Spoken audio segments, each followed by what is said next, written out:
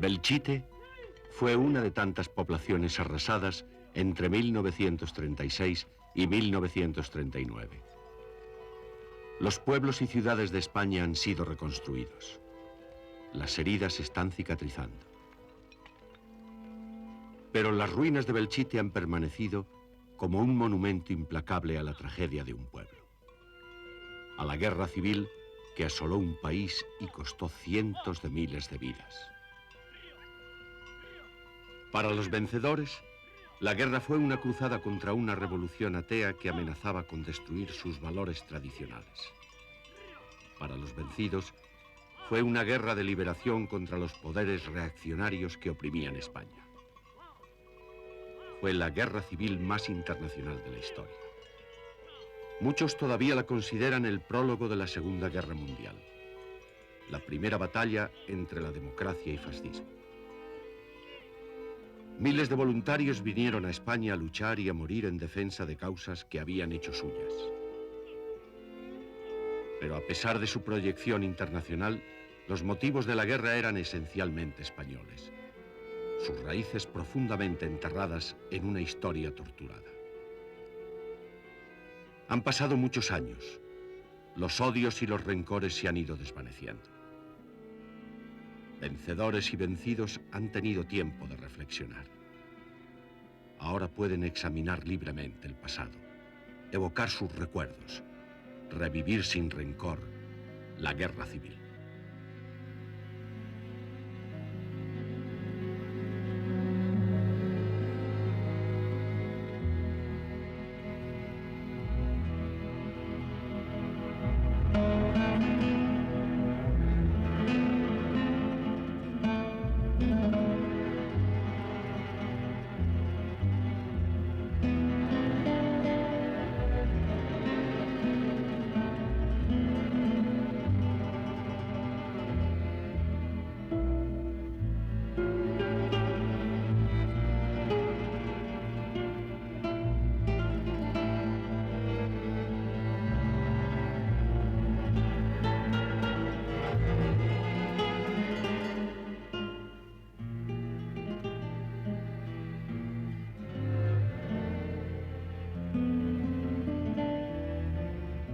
La Guerra Civil Española.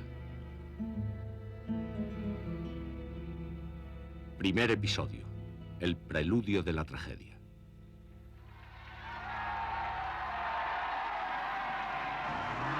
El 17 de julio de 1936. Los militares más conservadores se levantaron contra el gobierno de la República con el apoyo de un importante sector de la población.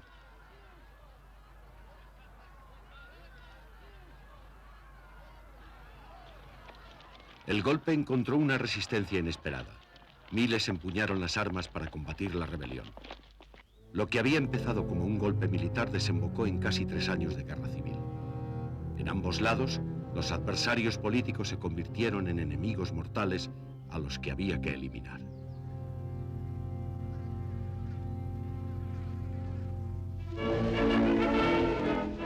La República, la niña bonita.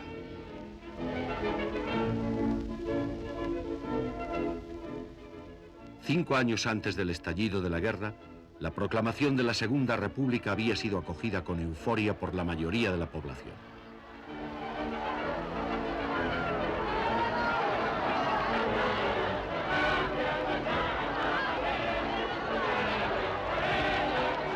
La monarquía se derrumbaba sin violencia. Para estas multitudes, la nueva república representaba la esperanza de una nueva España. Una España moderna y más justa. Habla Álvaro Delgado. Y allá nos fuimos, ¿no? Entonces era un día de abril, primaveral, era un día templado y había hecho sol y entonces allá nos lanzamos, ¿no? Y camino de la Puerta del Sol había varias multitudes, ¿no? Camiones, los pocos automóviles que entonces había, tranvías, la gente iba mucho tranvía, ¿no? Y luego, inesperadamente y sorprendentemente, habían aparecido banderas republicanas por todas partes, ¿no? Nadie supo de dónde había salido tal cantidad de metros de banderas republicanas.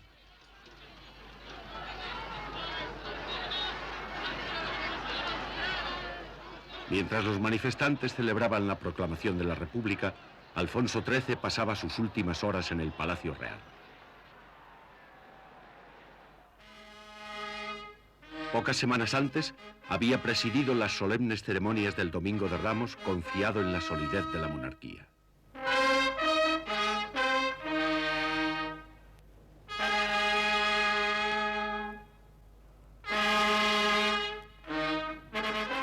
Sin embargo, el rey estaba más aislado que nunca. La clase obrera lo consideraba el símbolo de la opresión. La clase media no le perdonaba su respaldo a los 7 años de dictadura del general Primo de Rivera. Incluso para la clase dirigente, la monarquía ya no representaba una garantía de continuidad.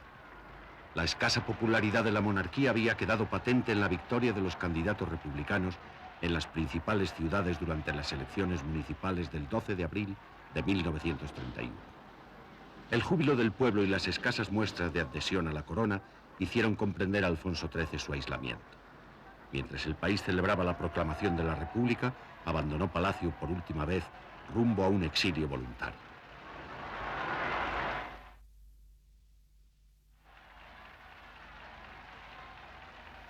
Los nuevos gobernantes, en su mayoría liberales de clase media, no podían haber elegido un momento menos propicio para realizar las profundas reformas que España requería.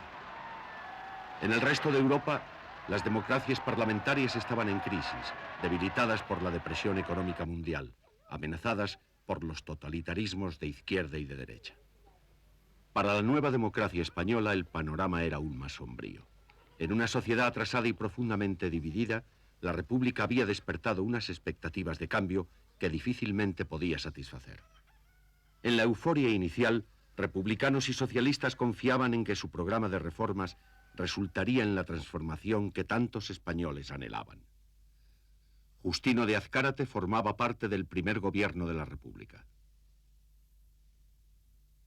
Como que esa sensación de libertad, la desaparición del régimen de censura, se llevaba muchos años en que las publicaciones estaban sometidas a un régimen de censura, y el ejercicio de la libertad de cátedra también. Todo sería fundamentalmente por esa línea de la libertad. Y por el otro, la creación de una legislación que crease una situación de orden social y económica más justa, más igualitaria. Los trabajadores del campo y la ciudad, mal pagados, mal alimentados y frecuentemente en paro, esperaban que las prometidas reformas fueran drásticas e inmediatas.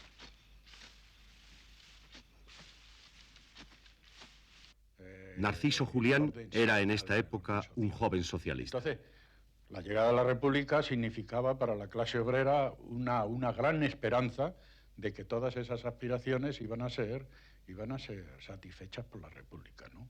Esa era lo fundamental, ¿no? En el obrero industrial y en el obrero y en el campesinado. La aspiración de los campesinos a la tierra, pues era una aspiración ya milenaria, ¿no? Y demás. Y en el obrero industrial, el reconocimiento de sus derechos sindicales, el derecho de huelga, a un salario justo, a unas condiciones sociales que no las tenía, ¿no? Desde el punto de vista de la seguridad social y de todas estas cuestiones, ¿no? Es decir, todos esos problemas económicos sociales estaban ahí. La llegada de un régimen democrático, la llegada de la República, significaba para la inmensa mayoría de los obreros esa gran esperanza, esa aspiración de que ahí se iba por fin a cumplir esas aspiraciones.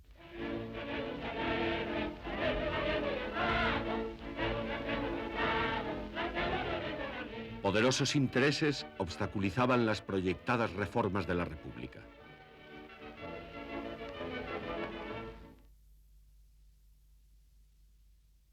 Una iglesia profundamente conservadora que se oponía a la liberalización. Un ejército acostumbrado a intervenir en la vida política. Una clase dominante decidida a mantener sus privilegios. Andalucía era una región de profundos contrastes sociales y económicos, de latifundios y grandes terratenientes. Estas desigualdades alimentaban el resentimiento de más de 700.000 jornaleros que vivían en la miseria.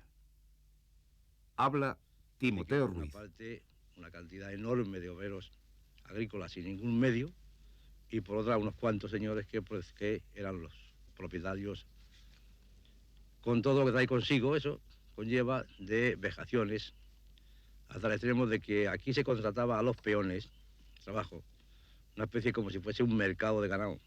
porque aquello era casi una Vázquez esclavitud. Guillén. Que no podía entonces no había base, el sueldo pagaban lo que los patronos querían pagar. Había muchas familias que habían noches que se acostaban los niños sin comer, porque no se ganaba lo suficiente para cómo estaba la subsistencia. Las tensiones en la España rural representaban una de las más graves amenazas para la nueva república.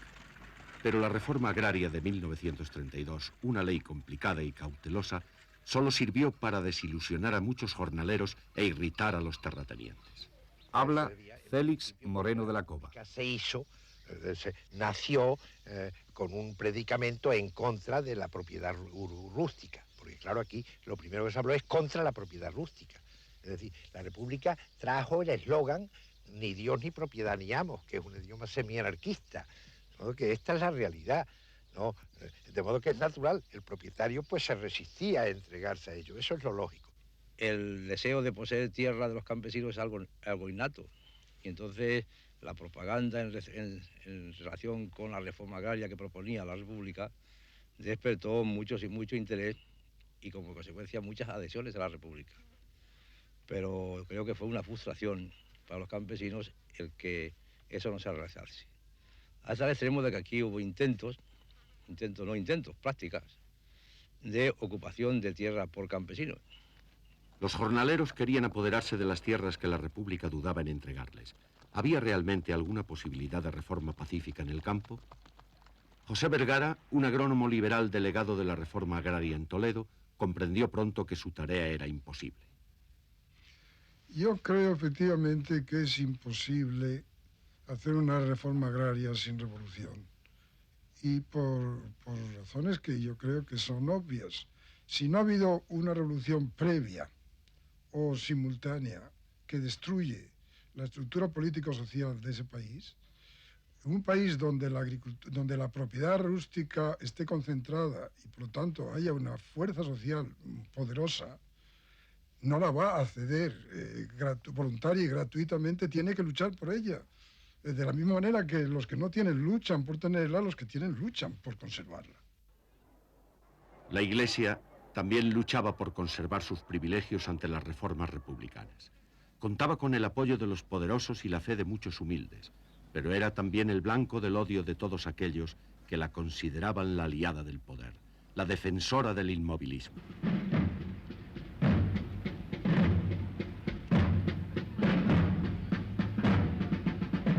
Se decía que los españoles andaban siempre detrás de sus sacerdotes con una vela o con una estaca. Los republicanos y socialistas en el gobierno estaban decididos a reducir el poder de la Iglesia.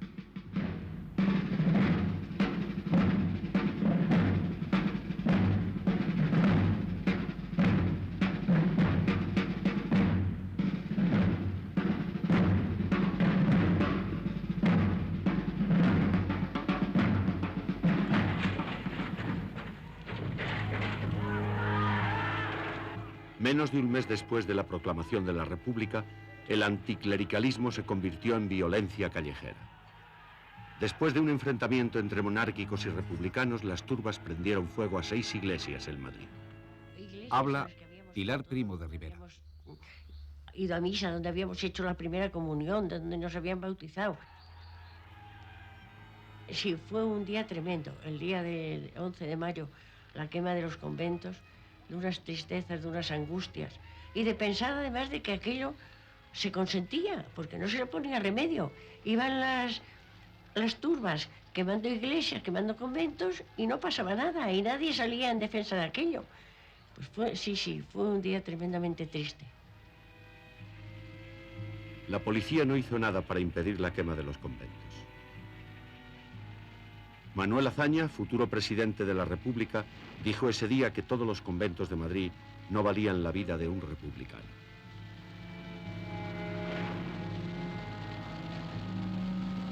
Los católicos practicantes no olvidaron ni perdonaron esta actitud de las autoridades. La Iglesia había perdido gran parte de su poder económico, pero mantenía su control sobre la educación. En un país donde casi la mitad de la población era analfabeta, La República tenía que romper el control de la Iglesia para crear un moderno sistema de enseñanza laica. En el primer año de la República se abrieron casi 10.000 nuevas escuelas. El arte y la cultura empezaron a llegar a todos los rincones de España.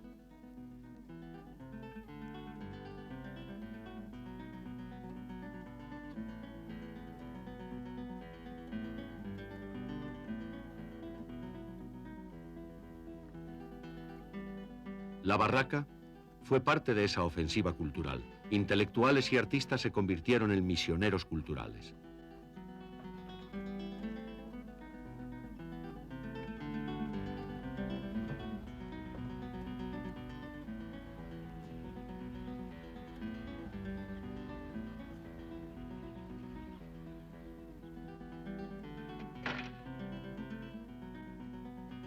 El poeta Federico García Lorca fue uno de los que llevó el teatro clásico por primera vez a las zonas más remotas del país.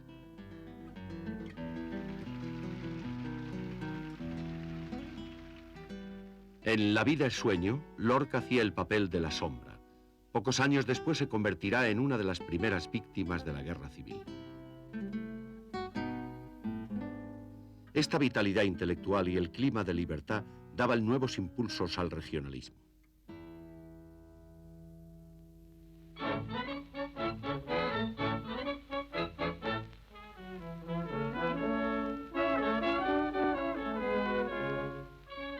Histórica y culturalmente, Cataluña y el País Vasco eran las dos regiones más claramente diferenciadas del resto de España.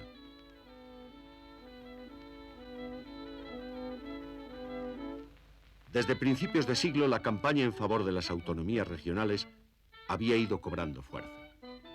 Muchos catalanes, como Marcel Giró, consideraban que la autonomía era un derecho fundamental. Cataluña había sido un país independiente. Por tanto, hay una tradición de lengua, de costumbres y culturalmente muy diferente del resto de la península.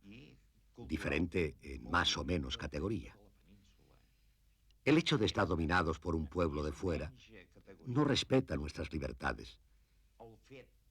Nosotros, a partir del 14 de abril del año 1931, teníamos unos anhelos de que estas libertades volvieran a Cataluña.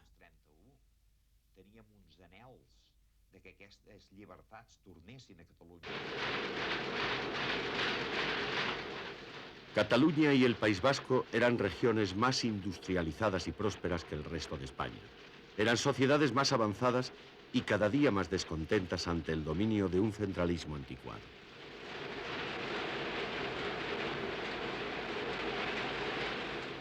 La vitalidad cultural y comercial de Barcelona simbolizaba el renacimiento catalán. En 1932 la República concedió a Cataluña su anhelado Estatuto de Autonomía.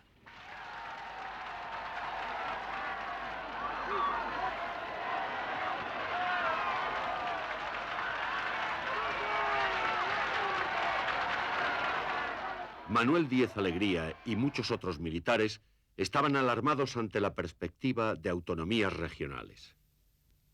Luego tonterías ya de esas de molestar al que iba a Cataluña, haciéndole pasar por el aro de que tenía que hablar en catalán o poco menos. Todas estas cosas iban sumando y sí producían una sensación de que podían ir contra la unidad del país, puesto que ellos eran los primeros que se proclamaban sin rebozos separatistas. La unidad de la patria obsesionaba a los militares. España había perdido todas sus colonias de ultramar. En los años 20, las guerras de Marruecos amenazaban sus últimas posesiones.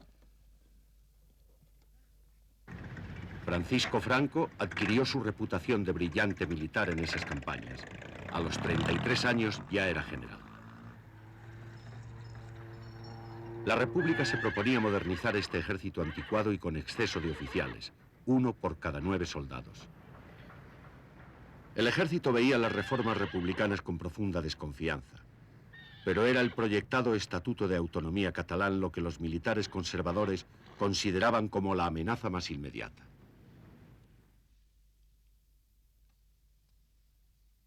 ...10 de agosto de 1932... El levantamiento militar dirigido por el general Sanjurjo fracasó. 16 meses antes, como jefe de la Guardia Civil, Sanjurjo había ofrecido su lealtad a las nuevas autoridades republicanas. Ahora, su fracasado golpe de Estado denotaba el creciente descontento de las Fuerzas Armadas. Sanjurjo fue encarcelado, pero las benévolas autoridades permitieron que el líder golpista se reuniera con familiares y partidarios en la cárcel. En Madrid, el fracaso del golpe fue celebrado con desfiles y manifestaciones de apoyo a la República.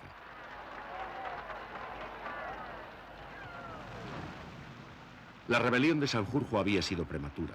La derecha todavía no estaba dispuesta a enfrentarse abiertamente a la República. Sin embargo, el descontento iba en aumento.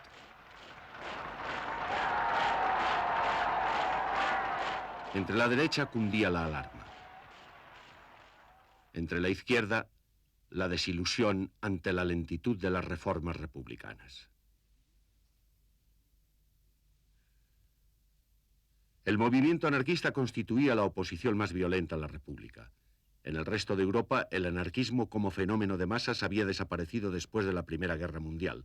En España siguió creciendo, especialmente en Andalucía y Cataluña, agrupado en torno a una organización anarcosindicalista, la Confederación Nacional del Trabajo, CNT, que ya en 1920 tenía 700.000 militantes. Su objetivo final era la total emancipación de los trabajadores. Su instrumento, la huelga revolucionaria. La intelectual anarquista Federica Montseny explica así las raíces de su movimiento.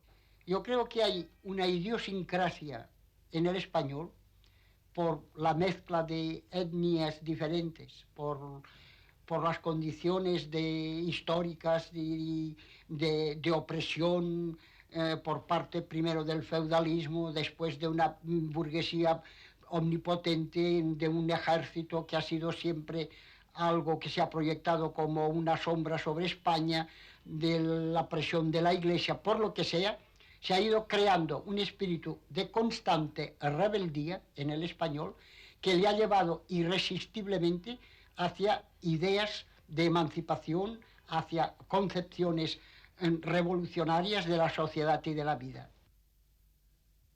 Los anarquistas se oponían a la República por principio. Rechazaban cualquier tipo de gobierno, ya fuera monarquía o república. Luchaban por una sociedad libre e igualitaria, sin Dios, sin amos y sin propiedad privada.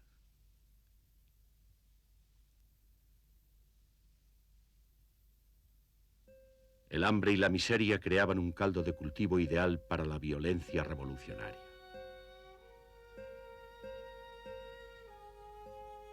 En enero de 1933, los anarquistas encabezaron levantamientos en varios pueblos andaluces. Uno de ellos fue Casas Viejas. En Casas Viejas la policía no tuvo piedad con los sublevados. Los presos fueron ejecutados.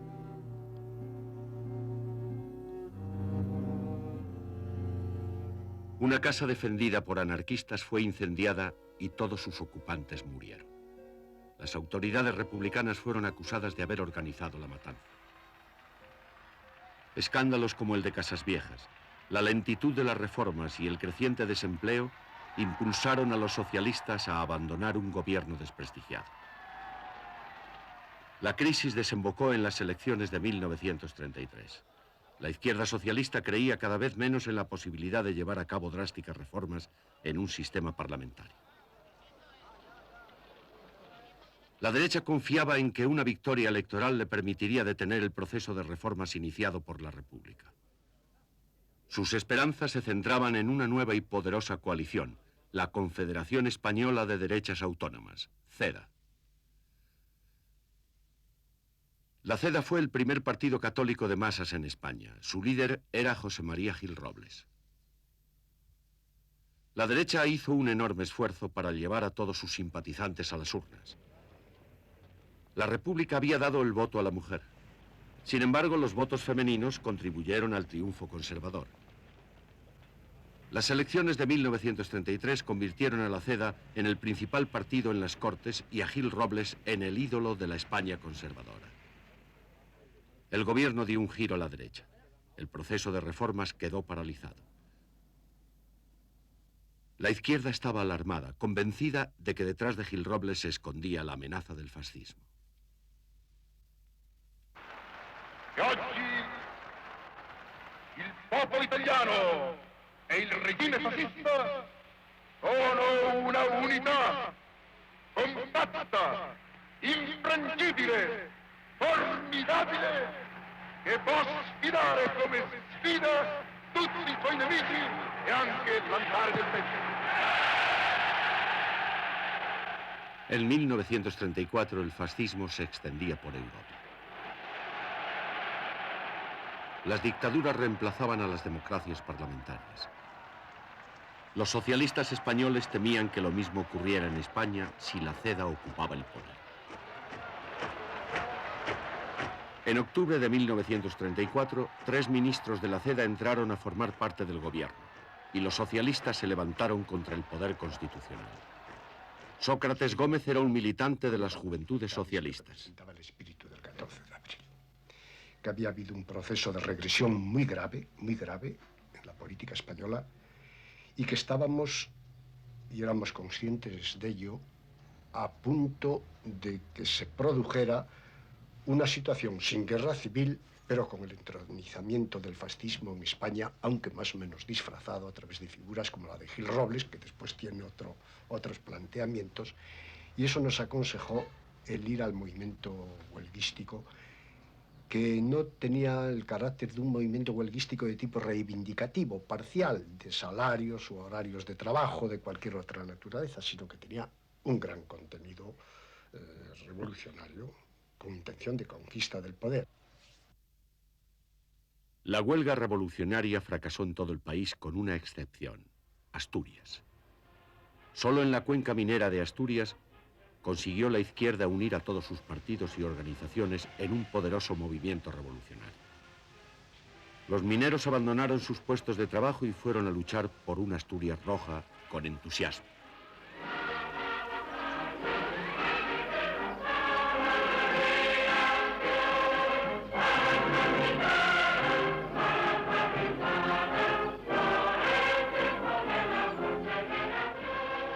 Habla Manuel Montequín. Una alegría inmensa y así del público. Allí había, pues qué le diría yo, el polvorín de mosquitera y el polvorín de Pumarabule con dinamita, estaba todo preparado en Carvay. Para volar lo que hiciera falta. Toda la gente así, hasta los críos estaban en marcha, mujeres, hombres, todo. Era una declaración de guerra contra el gobierno central. Las guarniciones en Asturias se vieron impotentes para frenar una ofensiva revolucionaria en la que se produjeron violentos combates y se cometieron asesinatos políticos. El gobierno decidió enviar a Asturias a sus tropas coloniales, los moros y la Legión. En 15 días el levantamiento de Asturias había sido aplastado y varias poblaciones destruidas.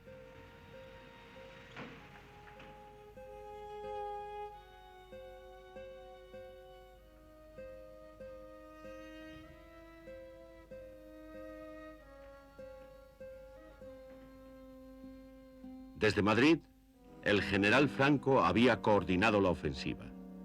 La Guardia Civil y el Ejército actuaron sin contemplaciones contra los mineros derrotados. La Guardia Civil, el Ejército y algún cacique de pueblo que andaba con ellos, aquel y aquel estuvieron por allá, ¡pumba! Fueron los que los llevaron a todos. Y eso fue la causa de todo lo que ocurrió. Mataron a gente de todas clases, ¿eh? Casi 2000 personas murieron en la Revolución Asturiana, algunas de ellas ejecutadas sin previo juicio. Miles de republicanos y socialistas en toda España fueron encarcelados. La rebelión había fracasado en casi todo el país, principalmente por la falta de cohesión. Pero la izquierda había aprendido una valiosa lección. Durante los 2 años siguientes, el llamado Bienio Negro, la represión contribuiría a forjar la unidad de la izquierda. Esta unidad quedó plasmada en el Frente Popular, la coalición de izquierdas formada ante las elecciones de 1936. Los anarquistas no entraron a formar parte del Frente Popular, pero apoyaron la campaña para la liberación de los presos políticos. En la derecha, Gil Robles lanzó una agresiva campaña electoral, presentándose como la última defensa ante una inminente revolución bolchevique. El Frente Popular obtuvo una ajustada victoria.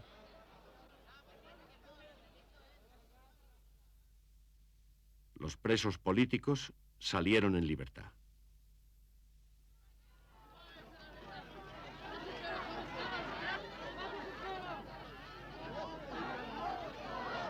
Dolores Ibarruri, la pasionaria, había sido elegida diputada por Asturias. Entonces yo fui a la cárcel. El director había oído. El subdirector estaba allá. Y le dije, hay que poner a los presos en libertad. Y dijo, yo no he recibido ninguna orden. Le dije, yo soy diputado por Asturias. Yo ya iba en plan grande, porque ya era diputado. Le dije, yo soy el diputado por Asturias y yo le ruego a usted que me dé las llaves, porque hoy mismo salen los presos a la calle. Y me dijo, téngalas. Yo iba por los corredores de la cárcel de Oviedo gritando, camaradas, todos a la calle. Fue emocionante, de verdad fue emocionante.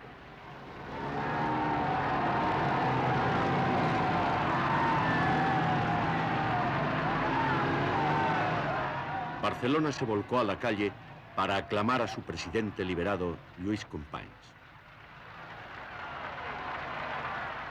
Pero los socialistas se negaron a formar parte del nuevo gobierno y los políticos republicanos quedaron irremisiblemente atrapados entre el pánico de los conservadores y las nuevas esperanzas de la clase trabajadora. Las huelgas y las invasiones de tierras se multiplicaron. Los conflictos sociales y laborales amenazaban más que nunca el orden constitucional. 2 años antes, la izquierda se había negado a aceptar la victoria conservadora. Ahora era la derecha la que rechazaba el resultado del proceso democrático. Gil Robles había caído en desgracia. Las esperanzas conservadoras se centraban en un nuevo líder, José Calvo Sotelo. Pero para un número creciente de españoles, la polarización hacía imposible el diálogo político y el compromiso parlamentario. Tomás Garicano Goñi era un joven oficial conservador. Ahora, lo que nos hizo entrar en esto es la imposibilidad de salir de aquella situación. No fue posible la paz de Gil Robles, que es una verdad, a mi juicio, como un templo. Y hay otra cosa más dramática que casi sonroja a uno decirla, pero que nada de la verdad hay que decirla, es que en aquel momento no nos soportábamos los unos a los otros. La tensión y la división había llegado a tal extremo que ver un socialista era ver pues poco menos que el demonio. Unos 15.000 militantes juveniles de la CEDA abandonaron el partido para unirse a un movimiento más combativo, la Falange, fundada por José Antonio Primo de Rivera en 1933.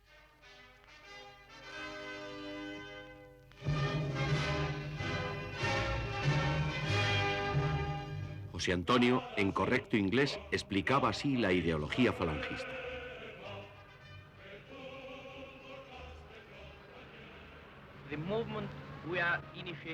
El movimiento que estamos iniciando en España no es una copia de movimientos extranjeros. Ha aprendido del fascismo lo que el fascismo tiene de la idea de unidad, autoridad y sustitución de la lucha de clases por la idea de cooperación. La polarización y el clima de violencia contribuyeron al crecimiento de la Falange.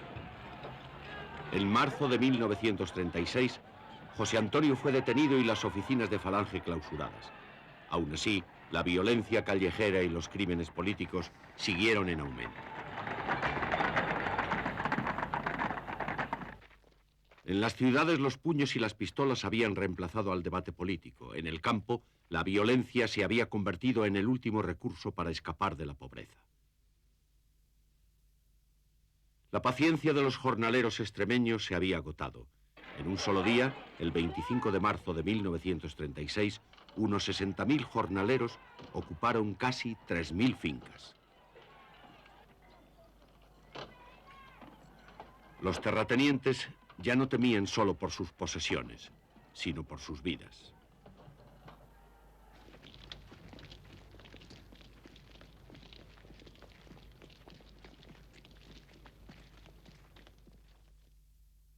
El descontento popular tenía el signo opuesto. En Navarra, el feudo carlista de campesinos profundamente conservadores, dispuestos a defender Dios, patria y rey hasta la muerte. Los carlistas se habían rebelado contra la monarquía liberal en el siglo XIX. Ahora se disponían a enfrentarse a una república que consideraban roja y atea. Para un número creciente de militares, el golpe de Estado era la única forma posible de restablecer el orden. Advertido de las conspiraciones militares, el gobierno decidió enviar a los generales más abiertamente derechistas lejos de la península.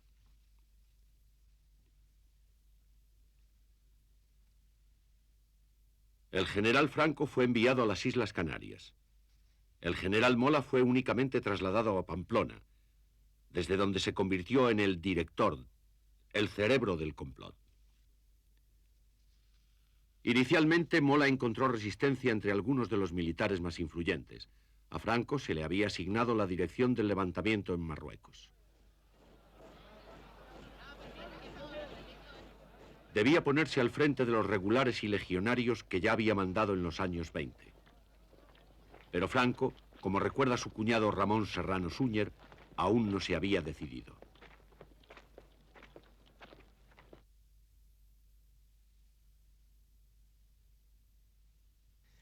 Franco pensó siempre en que estaba obsesionado con el comunismo, desde luego, y que había que cortar el paso al comunismo. Pero cuando llegó la hora, todavía él creía que no era tan inminente el peligro. Él estaba muy tranquilo en Canarias, él no tenía prisa.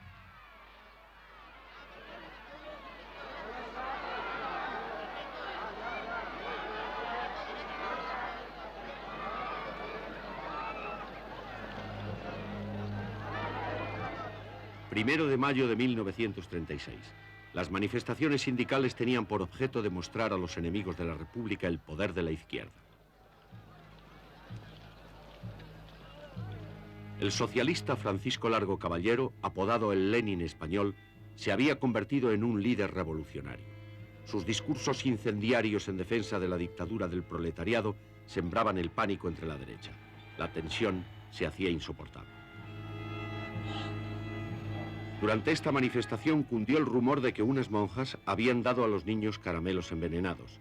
Grupos de manifestantes atacaron y prendieron fuego un convento. Las autoridades republicanas se debatían en la incertidumbre. Luchaban por evitar el total hundimiento del Estado. Los socialistas seguían negándose a formar parte del gobierno.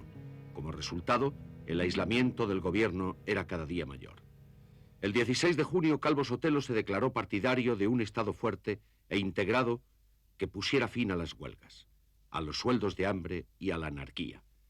Finalizó diciendo: a este Estado le llaman muchos Estado fascista, pues si este es el Estado fascista, yo que participo en la idea de ese Estado, yo que creo en él, me declaro fascista.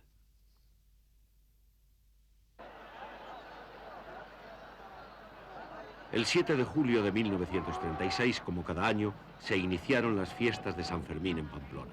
El general Mola aprovechó la ocasión para convocar a sus emisarios. Yo recibí una comunicación de un amigo mío en la que me decía que estaban todos allí, que lo estaban pasando muy bien, que por qué no iba, que todos los años iba y que ese año no iba. Y entonces era esto la frase que yo tenía que recibir para ir allí.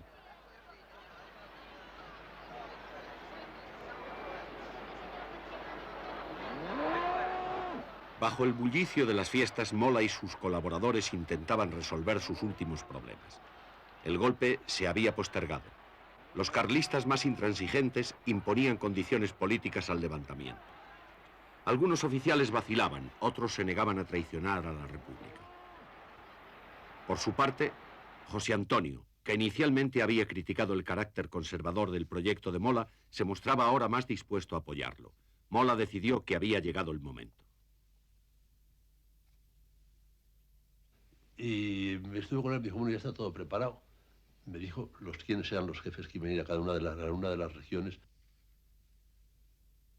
Desde las Canarias, Franco se comunicó nuevamente con el cerebro de la conspiración. En los primeros días de julio, el 6 o el 7 de julio, hizo llegar un mensaje al general Mola, que era el director, con un papelito que llevó un enlace, una señorita en un cinturón, con un papelito en el que decía geografía Tetuán insuficiente. Franco, prudente y calculador, aún no estaba seguro de que hubiera llegado el momento. Lo que produjo una gran contrariedad al director, a Mola, y una gran irritación. Y dijo, así nunca será tiempo, y lo que va a suceder es que no vamos a llegar a tiempo porque el gobierno va a desarticularlo todo. Aún así, el plan para trasladar a Franco a Marruecos siguió adelante. El contacto de Mola en Londres localizó a un piloto independiente, el capitán Webb, en el aeropuerto de Croydon.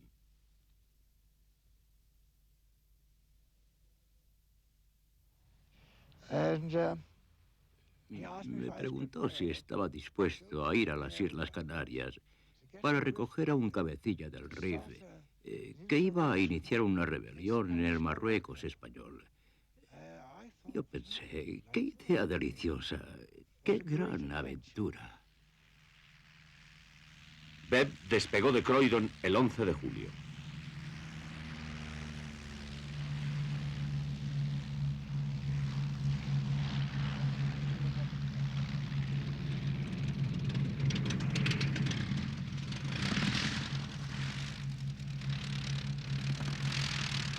El 12 por la noche ya había aterrizado en Casablanca, camino de las Canarias. Esa misma noche en Madrid iba a desencadenarse la tragedia.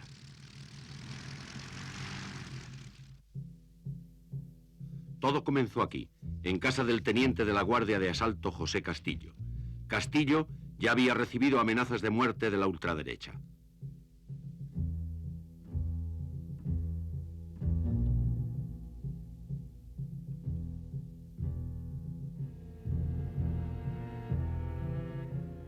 Eran casi las 9:30 de la noche cuando salió de su casa camino de la comisaría. Un paseo de 10 minutos.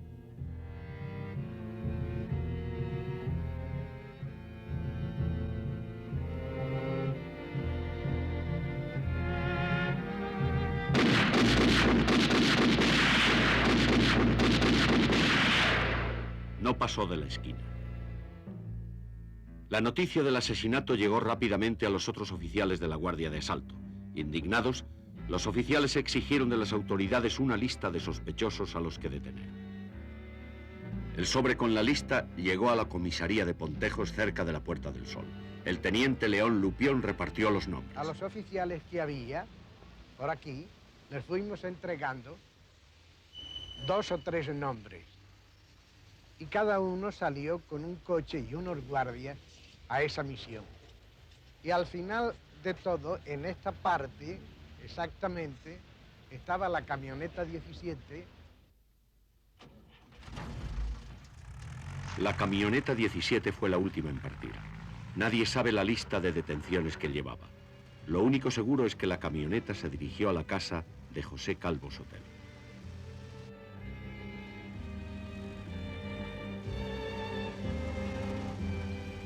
Le pidieron que les acompañara a la comisaría. Prometió a su familia que telefonearía, a no ser, dijo, que estos señores me maten.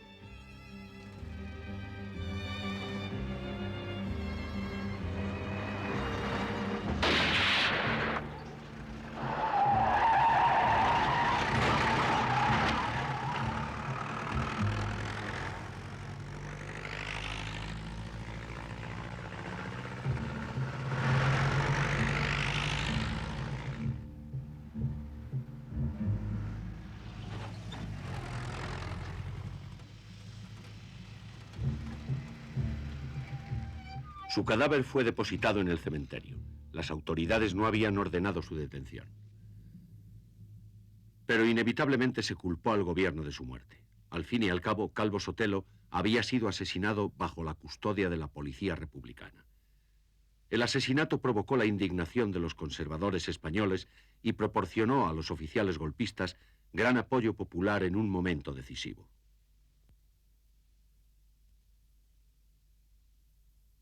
Entonces, todas las dudas y vacilaciones que aún existían con respecto a la posibilidad de pronunciarse ya o de esperar algo más para que la descomposición fuera mayor y la justificación también mayor, esas dudas desaparecen.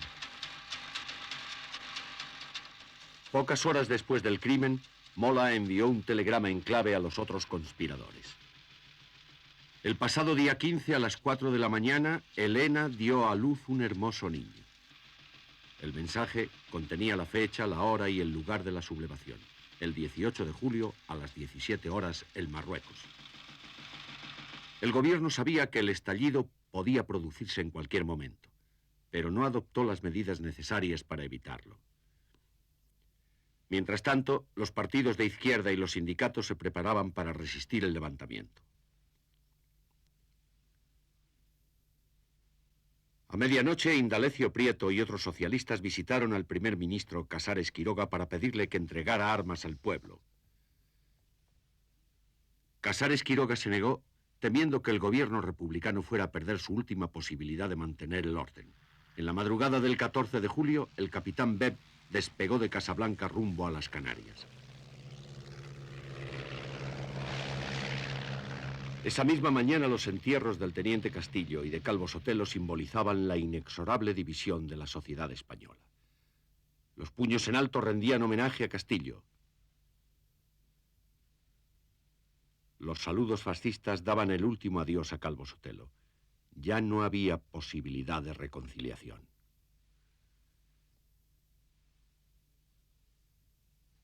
En Barcelona, el anarquista José Manuel Molina pasaba las noches en vela. Hombre, nosotros ya hacía muchas noches que no dormíamos, que dormíamos tirados por los sindicatos, por los locales de los sindicatos y de los periódicos, porque esperábamos lo inevitable y así lo expresábamos en nuestros editoriales que se pueden ver en Sol y en Tierra de Libertad y en todo se puede ver. No dormíamos porque veíamos lo inevitable del golpe militar que se preparaba. El líder catalán Josep Tarradellas visitó en Madrid a un primer ministro que continuaba ignorando la gravedad de la situación.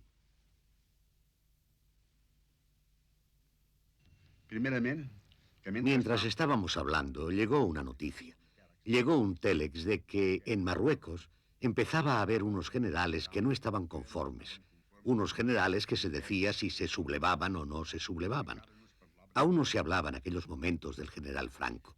Entonces le dije, amigo Casares, le veo pesimista. Creo que el ejército va a hacer alguna cosa que va a detener la democracia en España. Contestó, estoy seguro de que no será así. Casares Quiroga seguía convencido de que un levantamiento militar estaba condenado al fracaso. El 17 de julio, antes de lo planeado, estalló el levantamiento aquí, en Melilla. Al día siguiente se extendió al resto de Marruecos, incluso antes de que Franco llegara para ponerse al frente de las tropas. Los rebeldes creían que el golpe triunfaría rápidamente.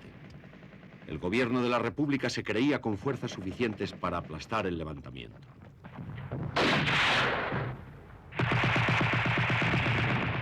Ambos bandos estaban trágicamente equivocados. El levantamiento se extendió a la península.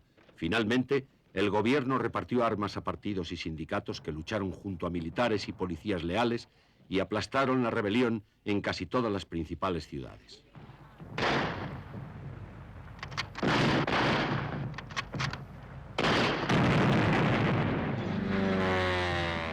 Ni los rebeldes ni la República tenían fuerzas suficientes para imponerse. El levantamiento se convirtió en contrarrevolución.